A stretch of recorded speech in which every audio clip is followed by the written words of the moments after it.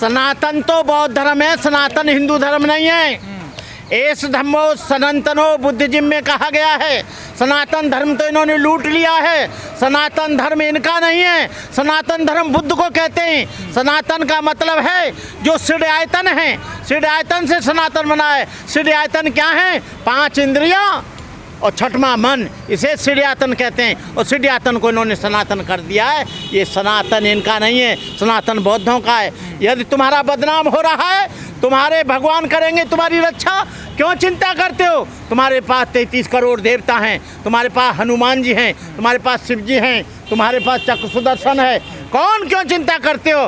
हिंदू धर्म खतरे में नहीं है, सनातन धर्म खतरे में नहीं है, यहाँ का ब्राह्मणवाद खतरे में है। जो आज ब्राह्मण को अपने जीविकोपार्जन के लिए दक्षिणा नहीं मिल रही है, यहाँ कोई धर्म खतरे में नहीं है, सारे धर्म ठीक तरह से चल रहे हैं। ये देश धर्मनिरपेक्ष है, सनातन धर्म खतरे में नहीं है।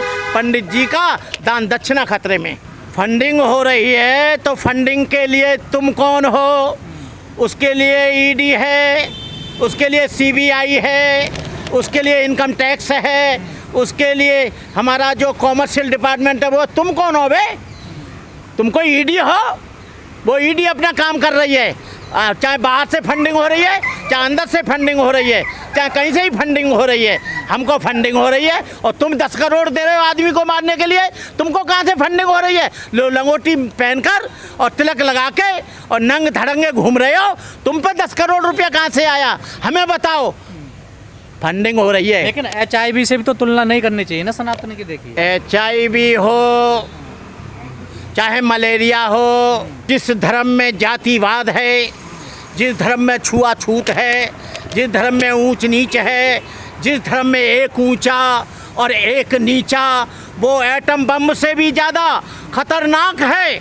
आपको मालूम होना चाहिए, जब जापान पर एटम बम पड़ा तो केवल एक दिन में 2 लाख मरे। लेकिन जातिवाद के कारण यहाँ पर जुल्म होता है।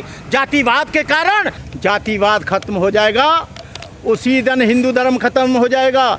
जातिवाद और वर्ण व्यवस्था की रीढ़ पर डॉक्टर अम्बेडकर ने कहा था ये हिंदू धर्म खड़ा है। जिस दिन वर्ण व्यवस्था खत्म होगी उस दिन हिंदू धर्म खत्म हो जाएगा। आप चाहते हो हिंदू धर्म खत्म होना चाहिए? हम नहीं चाहते, लेकिन वर्ण व्यवस्था को खत्म करना चाहते हैं।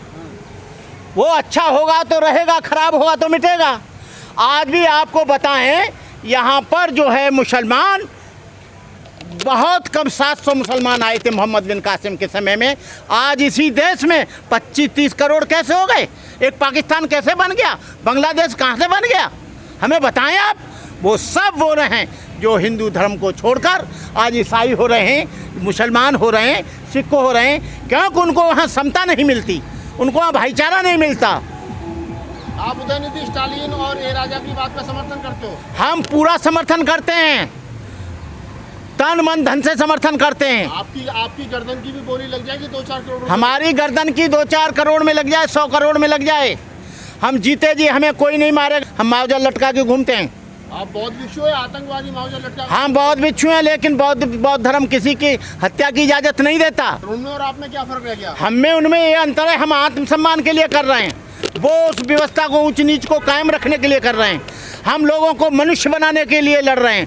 हम समता, स्वतंत्रता, भाईचारा, भ्रातृभाव के लिए लड़ रहे हैं। हम कोई अपने स्वार्थ के लिए नहीं लड़ रहे हैं, हमारा कोई स्वार्थ नहीं है। एक बौद्ध भिक्षु को मुआवजा रखने की, तमंचा रखने की क्या जरूरत? अरे ये मुझे डीएम ने दिया है, भारत सरकार ने दिया है, ये किसी के बाप ने दिया है। जिसका चरित्र अच्छा होता है उसी को हथियारों का लाइसेंस होता है। जो चोर न हो, बदमाश न हो, डकैत न हो, 6 नंबर 8 नंबर में नाम न हो, अपाहिज न हो, लंगड़ा ना हो, दिव्यांग न हो, और वो जो है पागल ना हो, उसको मिलता है। भाई ये गवर्नमेंट देती है। एसपी का निरीक्षण होता है, पूरा LIU की रिपोर्ट लगती है, पूरा DM उसे देख के देता है। ये कोई मैंने अपने आप ले लिया क्या? तो क्या जरूरत पड़ गई इसकी? अरे मुझे सबसे ज़्यादा ज़रूरत है। हनुमान जी को गदा रखने की क्या जरूरत पड़ गई? तू बता। शिव जी को त्रिशूल रखने की क्या जरूरत पड़ गई? दुर्गे को तलवार रखने की क्या जरूरत पड़ गई? रामचंद्र जी को तीर कमान रखने की क्या जरूरत पड़ गई? तू बता मुझे। आज रामचंद्र जी होते और टैंक मांगते? वो तो भगवान है। अरे आज वो होते तो वो टैंक मांगते, रॉकेट लॉन्चर मांगते। वो भगवान है और हम इंसान हैं। भगवान को जरूरत नहीं है, इंसान को जरूरत है। और वैली में रहने वाले मैतीस, इन दोनों वर्गों के बीच में बहुत ज़्यादा हिंसा पिछले दिनों हुई और हम वहाँ पर गए और उन तमाम इलाकों में हमारी टीम का जाना हुआ और जो तबाही वहाँ हमने अपनी आँखों से देखी है वो बहुत ही दर्दनाक है। और ऐसा लगता है कि मणिपुर दो हिस्सों में वर्चुअली बट गया है। एक हिस्सा वो है जहाँ मैतीज़ हैं और दूसरा हिस्सा और वहाँ कोई कुकी नहीं है। दूसरा हिस्सा वो है जहाँ कुकीज़ हैं और वहाँ कोई मैती नहीं है। और दोनों तरफ मैतीज़ वाले इलाके में कुकी का कोई घर, कोई दुकान, कोई शॉप वो है वो सेफ़ नहीं है, डिस्ट्रॉय किया हुआ है। इसी तरह दूसरे इलाके में भी मैती समुदाय की जो दुकानें, घर और वो थे उनको तबाह कर दिया गया है। और लोगों के पास वहाँ वेपन्स हैं। ऐसी खबरें भी बीच में आई थी कि लोगों ने पुलिस स्टेशन से वेपन्स लूट लिए हैं और लोगों के पास हथियार हैं। बड़े एडवांस किस्म के टेक्नोलॉजिकली एडवांस हथियार लोगों के पास पहुंच गए हैं। एम्यूनिशन वहां पर पहुंच गया है। और अफसोस की बात यह है कि वहां ये चर्चा बड़ी आम है कि वो हथियार लूटे नहीं गए हैं, बल्कि वो हथियार बाकायदा सप्लाई हुए हैं। वहाँ की सरकार का जो रवैया है वो पक्षपातपूर्ण नज़र आता है और हम ये समझते हैं कि बहुत ज़्यादा नुकसान वहाँ पर हो गया है। और सुप्रीम कोर्ट ने भी बाकायदा राज्य सरकार और केंद्र सरकार को हिदायत दी है। वहाँ पिछले दिनों औरतों पर बहुत ज़्यादती की घटनाएं सामने आई थी, नेकेड परेड औरतों की वहाँ कराई गई। तो ये सब चीज़ें हमको शर्मसार करने वाली हैं।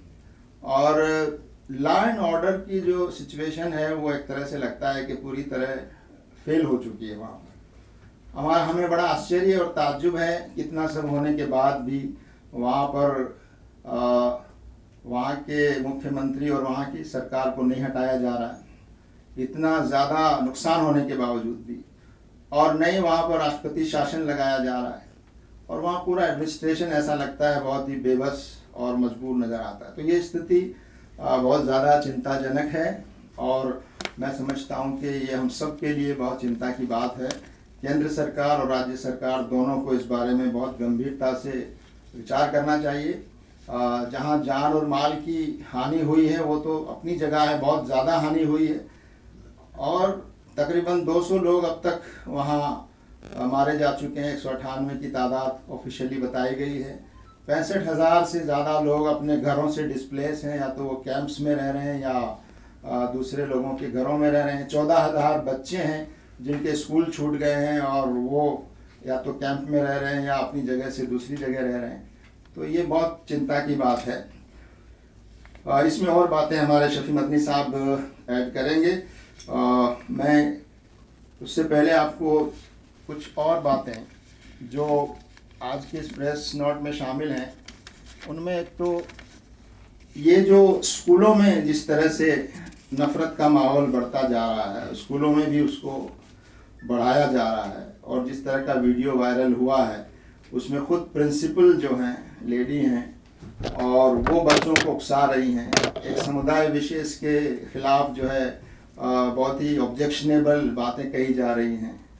तो ये जो रुझान है इस लिहाज से और ज़्यादा सीरियस है कि छोटे छोटे मासूम बच्चों के दिमाग और जहन को भी किस तरह उसमें जहर और नफ़रत भरी जा रही है। ये किसी एक समुदाय के लिए चिंता की बात नहीं है, बल्कि ये पूरे देश के लिए, समाज के लिए चिंता की बात है कि अगर ये नफ़रत का माहौल इस तरह बढ़ता जाएगा तो हमारा देश कैसे तरक्की करेगा। हमारे देश में कैसे हम इस देश को, हम कहते हैं कि दुनिया का एक लीडर हम बनाना चाहते हैं, ताकतवर हम देश बनाना चाहते हैं। तो इस तरह की नफ़रत और डिवीज़न और विभाजन जो राजनीति के लिए किया जा रहा है और एक समाज में उसको फैलाया जा रहा है और उसके खिलाफ कोई सख्त कार्रवाइयाँ नहीं हो रही हैं, ये बहुत चिंता की बात है। एक और पहलू उसका जो सामने आया वो ये, घटना इतनी गंभीर थी, वीडियो वायरल हुआ, उसके बाद जो पिटने वाला मुस्लिम बच्चा था उसके घर वालों पर दबाव बनाया गया कि वो अपनी कंप्लेन, FIR, शिकायत वापस ले लें और बाकायदा वहाँ कुछ लोग पहुँचे और दोनों बच्चों को गले मिलवाया। अच्छा लगा देखकर कि बच्चे गले मिल रहे हैं, लेकिन उसके पीछे जो जहन काम कर रहा है वो ये है कि अपराधी को सज़ा ना मिले, आपस में मामला रफा दफा हो जाए, और जो इतना बड़ा नफरत का ये जो केस है इसमें कोई कानूनी कार्रवाई आगे न बढ़े। तो ये बहुत अफसोस की बात है। हमारा मानना यह है कि कानूनी कार्रवाई होनी चाहिए ऐसे लोगों के खिलाफ, ऐसी संस्थाओं के खिलाफ जो बच्चों में इस तरह की भावनाओं को पैदा करते हैं और समाज को विभाजित करने का काम कर रहे हैं। हिमाचल में जिस तरह से पिछले दिनों बारिश और तबाही हुई है उसका अंदाज़ा लगाना बहुत मुश्किल है, और वो हम सब के लिए चिंता की बात है। बाढ़ भी वहाँ पर आई, लैंडस्लाइड भी हुआ, और बहुत नुकसान हिमाचल में बराबर हो रहे हैं। जमात इस्लामी हिंद का कहना यह है इस मामले में कि ये जो अनप्लान्ड डेवलपमेंट किया जा रहा है और वहाँ पर बड़े बड़े हाइडल पावर प्रोजेक्ट बनाए जा रहे हैं, उसकी वजह से वहाँ पर सड़कें बहुत चौड़ी की जा रही हैं, पानी को रोका जा रहा है, उसका नेचुरल जो रास्ता है उसको बदला जा रहा है, उसको रोका जा रहा है, और नेचुरल जो रिसोर्सेज पहाड़ियों में हैं उनको ज़्यादा से ज़्यादा दोहने के लिए, ज़्यादा से ज़्यादा उसका इस्तेमाल करने के लिए, या कारपोरेट लोगों को उसको ज़्यादा से ज़्यादा फ़ायदा पहुंचाने के लिए जो पहाड़ और जंगल जो वहाँ है उसको, उसके बैलेंस को जिस तरह डिस्ट्रॉय किया जा रहा है, उसकी वजह से ये प्राकृतिक आपदाएं वहाँ पर आ रही हैं। तो जमात इस्लामी हिंद ये समझती है कि इस बारे में हमारी सरकारों को बहुत ही चिंतन मनन और पूरे जो एक्सपर्ट्स हैं इन मैदानों के, उनकी सलाह लेकर कि कितना डेवलपमेंट होना चाहिए, कितना पहाड़ों को काटा जाना चाहिए, कितना जंगलों को वहाँ पर कम किया जाना चाहिए, वो किए बगैर अगर किया जाएगा तो इसी तरह के नुकसान आगे होंगे। और जैसा कि हमने देखा कि वो जो हिमाचल में जो कुछ हुआ उसका असर हमने पंजाब में देखा, वहाँ बाढ़ आई, और फिर दिल्ली तक भी वो उसके असरात हमने देखे, और दिल्ली का एक हिस्सा बाढ़ में जो है वो उससे मुतासिर और प्रभावित हुआ। G20 जो अभी होने वाला है और 43 देशों के लोग यहाँ पर आने वाले हैं, हमारे देश के लिए खुशी की बात है और हमारे लिए गर्व की बात है कि G20 की अध्यक्षता हमारे देश को मिली है, और हमें पूरे 43 देशों के लोगों के राष्ट्राध्यक्षों के और उनके नुमाइंदों का स्वागत करने का यहाँ मौका मिल रहा है, और उसी के ज़रिए से हम हमारी जो और पॉलिसीज़ हैं उनको भी दुनिया के सामने रखने का हमको मौका मिलेगा। ये इसका अच्छा पहलू है और हम इस पर खुशी भी महसूस करते हैं। और ये 1 साल की जो ये अध्यक्षता मिली है, अगले साल किसी और देश को मिलेगी, लेकिन इस बार ये अध्यक्षता भारत को मिली है, तो ये हम सब के लिए फ़ख्र की बात भी है, खुशी की बात भी है। इसी के साथ जमात इस्लामी ये बात भी कहना चाहती है कि सारे देशों के राष्ट्राध्यक्ष यहाँ आ रहे हैं, वो भारत को, हमारे समाज को देख रहे हैं, लेकिन साथ ही ये बात भी हमारे सामने रहे कि पिछले दिनों बहुत सारी जो रिपोर्टें ऐसी आई जिसमें हमारा ह्यूमन डेवलपमेंट इंडेक्स, हमारा फूड के बारे में हमारा इंडेक्स, और ह्यूमन राइट्स के बारे में हमारा इंडेक्स, और प्रेस की फ्रीडम के बारे में हमारा इंडेक्स, और रिलीजियस फ्रीडम यानी धर्म की आज़ादी के बारे में हमारा इंडेक्स, और माइनॉरिटीज़ और उनकी सिक्योरिटी के बारे में हमारा जो इंडेक्स है वो काफ़ी हद तक नीचे गिरा है, और उससे हमारे देश की छवि दुनिया में ख़राब हुई है, हमारे देश की छवि बिगड़ी है। तो हम इस मौके पर हम अपनी सरकार और अपने देश के जो लीडर्स हैं उनसे ये बात कहना चाहते हैं कि हम कोशिश करें और प्रयास करें कि ये इंडेक्स जिसमें हम बराबर नीचे गिरते जा रहे हैं, इन इंडेक्स को ऊपर उठाने के लिए कुछ बहुत गंभीर और प्रभावकारी कदम उठाए जाने चाहिए, ताकि वाकई हमारे देश की ये जो कमज़ोरियां हैं, इन कमज़ोरियों को भी हम दूर कर सकें।